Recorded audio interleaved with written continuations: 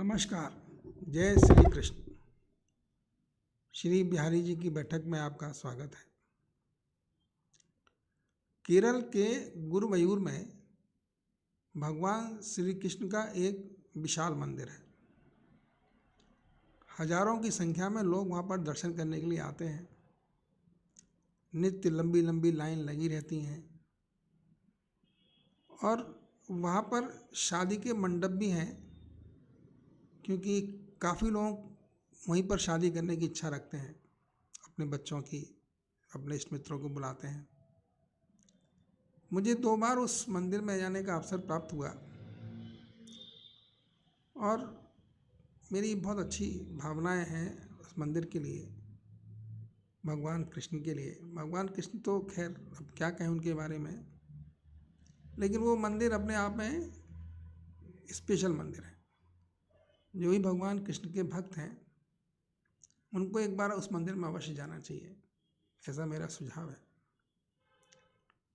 अभी हम बात करते हैं कि देखिए, नए वर्ष का दिन है, पहला दिन है, और अगर भगवान श्री कृष्ण हमको आशीर्वाद देने के लिए उस मंदिर में बुलाएं या उस मंदिर से आ जाएं, हम पर बड़ी मेहरबानी होगी। वैसे गुरुवायूर की एक अलग कथा है जो कहानियों में मिल जाती है,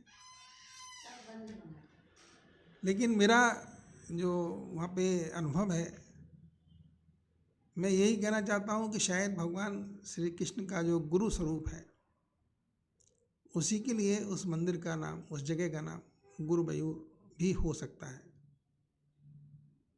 बाकी तो अलग कहानियाँ हैं खैर, लेकिन हमें भगवान श्री कृष्ण के गुरु रूप से तात्पर्य है, क्योंकि भगवान गुरु ही हमको सच्ची शिक्षा दे सकते हैं, हमको उचित मार्ग पर चला सकते हैं। तो मैं प्रभु जी से एक बात ही पूछना चाहता हूँ, कुछ कहें हमसे। आज नव वर्ष का फर्स्ट डे है, हमको अपना आशीर्वाद प्रदान करें। देखिए, मेरा और भगवान श्री कृष्ण का कोई मतलब कंपैरिजन नहीं है। मैं अल्पज्ञानी, तुच्छ सा व्यक्ति, कुछ भी हूँ, मतलब बेकार का व्यक्ति ही समझिए, और कहाँ भगवान श्री कृष्ण। लेकिन अच्छा है, इसमें कोई मुश्किल नहीं है। अगर भगवान श्री कृष्ण कृपा करते हैं, उनकी कृपा से मैं उनके बारे में 2 शब्द बोल पाता हूँ, तो उनकी मेहरबानी ही है। और इन शब्दों का कोई ऐसा मतलब नहीं है कि कोई बहुत स्वार्थ इसमें है, क्योंकि भगवान श्री कृष्ण अपनी सभी लोगों को सुखी देखना चाहते हैं।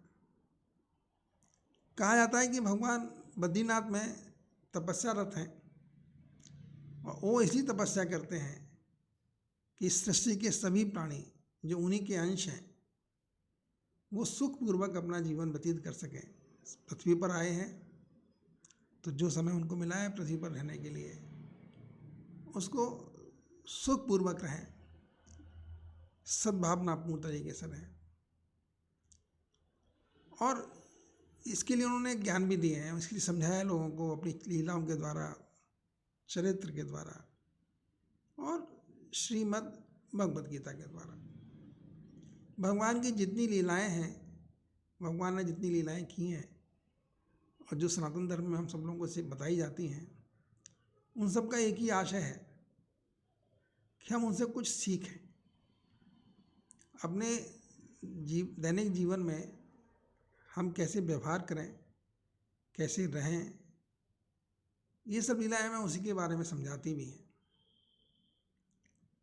तो जब चर्चा चल पड़ती है तो गुरुजी से मैं यही कहता हूँ कि गुरुजी, इस आर्थिक संपन्नता के ज़माने में भी मैंने बहुत से लोगों को दुखी देखा है, उनके हृदय को संतप्त देखा है। सब कुछ होते हुए भी एक अजीब सी विरक्ति, एक अजीब सी सूनापन उनके कहीं मन में मुझे दिखाई देता है। कुछ इस विषय में अगर आप प्रकाश डालें तो। प्रभु जी कहते हैं, देखो, हम लोग जो प्राणी है ना, तुम लोग जो हो, अपने मूल स्वरूप से भटके हुए हो। और इसी भटकन की वजह से तुम सुख और दुख दोनों के बीच में खेलते रहते हो, झूलते रहते हो। तुमको ना सुख दुख का मतलब पता है, ना अपने बारे में कोई जानकारी है।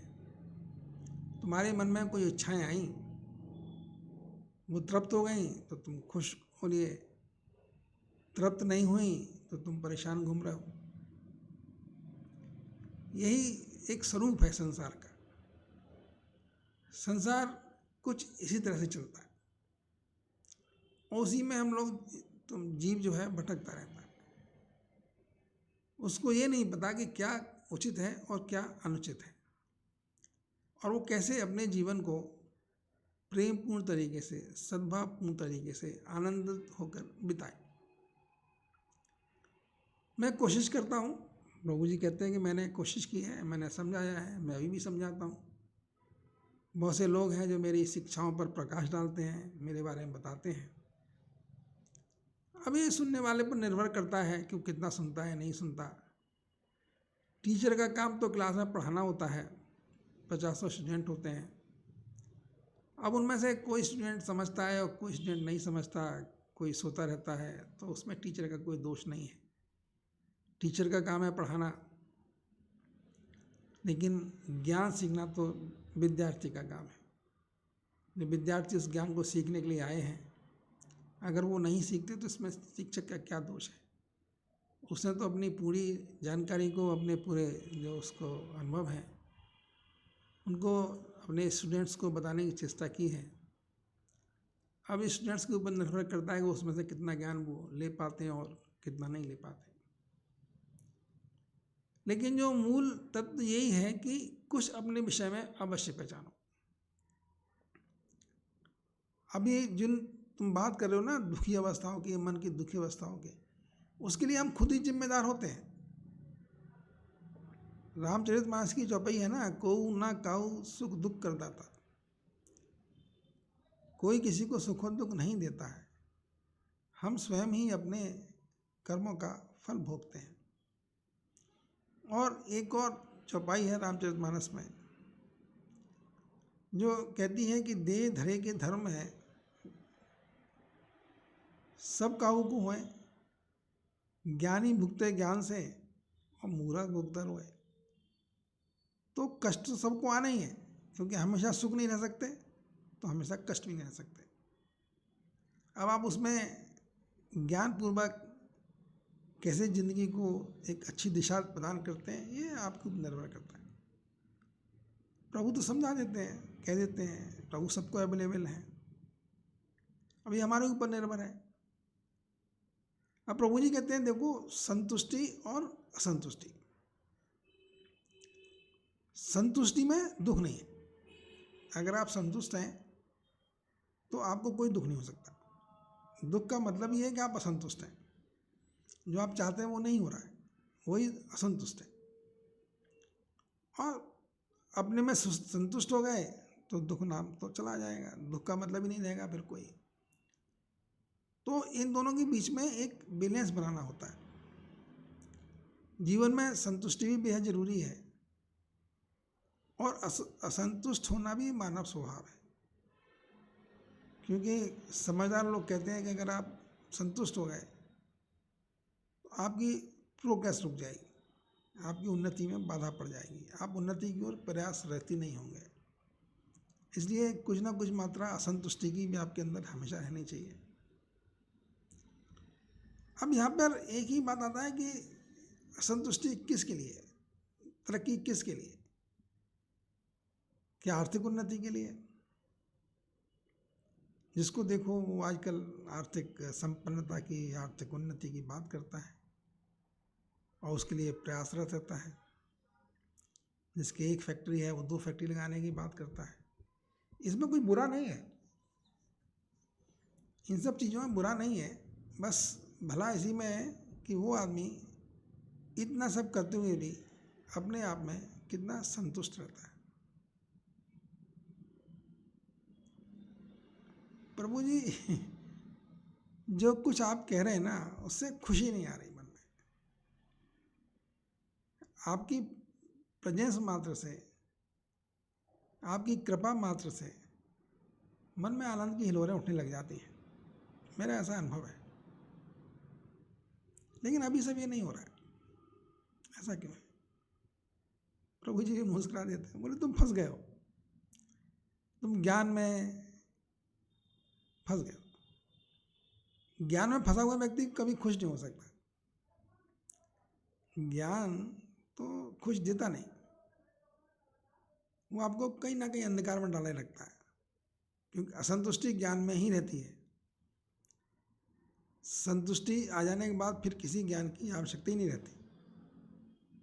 तो अगर तुम कुछ जानना चाह रहे हो, कुछ पूछना चाह रहे हो, असंतुष्ट हो, तभी तुम उदास रहोगे, दुखी रहोगे, परेशान रहोगे।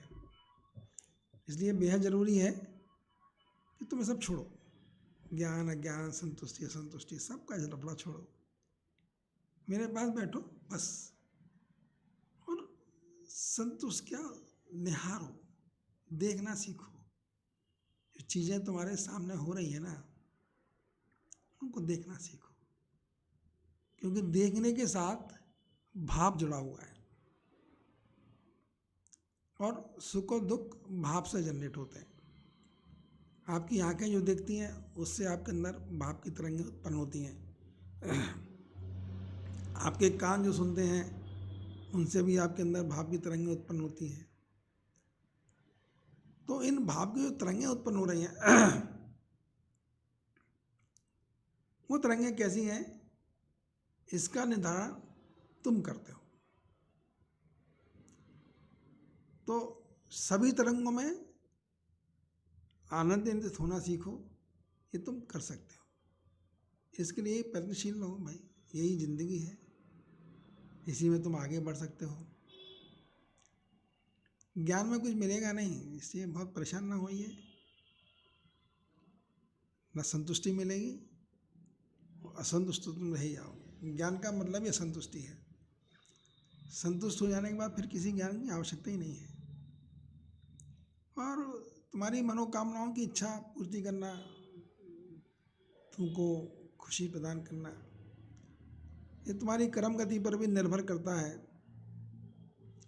और प्रकृति की दयालुता पर भी निर्भर करता है। कई बार अगर प्रकृति माँ, जैसे आप कह सकते हो, आप पे दयालु है, तो आपको प्रसन्नता मिल सकती है, आपकी मनोकामना पूरी हो सकती है। लेकिन अपनी मनोकामना करने के लिए तुमको एक सलीका आना चाहिए। जो बात तुम चाहते हो उसको बहुत इम्पोर्टेंट वे में पिन पॉइंटेड कर दो कि भाई मैं आई वांट दिस। जब आप तुम बिल्कुल क्लियर करके, सब क्लटरिंग, सब संशय ख़त्म करके एक सिंपल भाषा में अपनी इच्छाओं को एक लाइन दे दोगे, एक शब्द में बोलना शुरू कर दोगे, तो प्रकृति सुन लेगी तुम्हारी बात, तुम्हारी मनोकामनाएं पूरी हो जाएंगी। प्रॉब्लम तो ये है कि तुम कंफ्यूज हो। प्रभु जी डिक्लेयर कर देते हैं, तुम्हारी हर प्रॉब्लम का जो मेन कारण है वो यह है कि तुम कंफ्यूज हो, तुम क्लियर नहीं हो। व्हाट डू यू वांट, तुम इसमें क्लियर नहीं हो। इसलिए कुछ लोग क्या कहते हैं कि भाई तुम्हारी जो इच्छा हो कागज़ पे लिख के दे दीजिए, क्योंकि जब आप कागज़ पे लिखोगे तो आप बिल्कुल क्लियर हो जाओगे कि आप क्या चाहते हो। तो मनोकामनाओं की पूर्ति करा के, प्रार्थना करके खुश होने में कोई बुराई नहीं है। ज्ञान में भटके रहोगे, संशय करोगे तो परेशान रहोगे। इसलिए भक्ति करना सीख जाओ, विश्वास करना सीख जाओ। अब यहाँ पर एक बहुत इम्पोर्टेंट बात है, विश्वास करना सीख जाओ। तुम्हारे ज़्यादातर दुखों का कारण ये है कि तुम विश्वास करना नहीं जानते। तुम्हारे अंदर अविश्वास जो है, जब वो जागृत हो जाता है तो तुम्हें परेशान करता है। मेरा मूल मंत्र है कि विश्वास करना सीखो, और मेरे पर ही नहीं, सभी पर विश्वास करना सीखो। यही तुम्हारी खुश होने का, तुम्हारे प्रसन्न होने का सीक्रेट है। सीख जाओगे तो प्रसन्न हो। अविश्वास करके तुम्हें कुछ हासिल होने वाला नहीं है। इसलिए मेरा मूल मंत्र, विश्वास करना सीखो, मुझ पर भी और अन्य मानव लोगों पर भी, सब पे विश्वास करना सीखो। धन्यवाद प्रभु जी। आपकी ये एक लाइन बड़ी सुंदर है कि विश्वास करना सीखो। धन्यवाद प्रभु जी। जय श्री कृष्ण, जय श्री कृष्ण।